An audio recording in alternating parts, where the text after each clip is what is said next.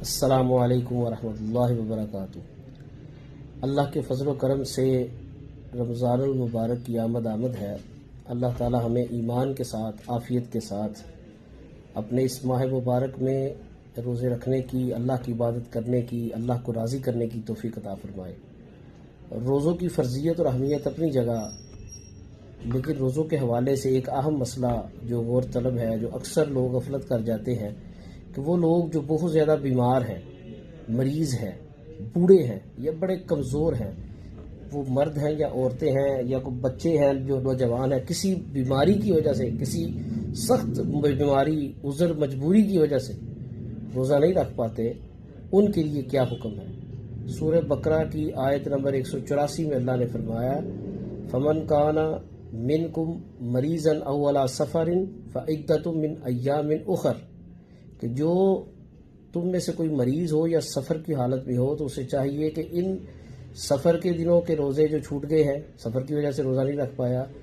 یا بیماری کی وجہ سے جس دنوں میں روزہ نہیں رکھا گیا، اس میں مرد عورت دونوں شامل ہیں۔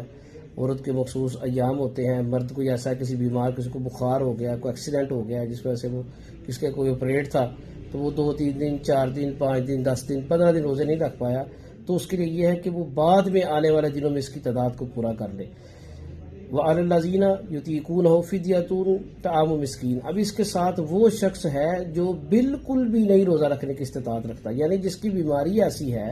جس کی تکلیف ایسی ہے، جس کا بڑھاپا یا جسمانی کمزوری ایسی ہے جو لا علاج ہے، جس کا کوئی علاج نہیں، بہتری نہیں آ سکتی، وہ روزہ نہیں رکھ سکتا، تو اس کے لیے اللہ نے فرمایا کہ وہ ہر روزے کے بدلے ایک مسکین کو کھانا کھلا دے۔ تو فدیہ اس کو شریعت میں کہا گیا ہے، فدیۃن کا لفظ استعمال کر کے، یہ روزے کی قضا جو ہے وہ فدیہ ہے۔ اور صحابہ کرام کا بھی یہ معمول تھا۔ سیدنا انس بن مالک رضی اللہ تعالیٰ عنہ جب بوڑھے ہو گئے تو وہ گوشت اور روٹی کا سالن تیار کر کے تو مسکینوں کو کھانا کھلا دیا کرتے تھے۔ اسی طرح دیگر صحاب کا بھی یہ معمول ہے، اور اللہ کے رسول صلی اللہ علیہ وسلم نے یہ جو رخصت دی ہے، اس سے ہمیں بھی فائدہ اٹھانا چاہیے، لیکن یہ ان لوگوں کے لیے ہے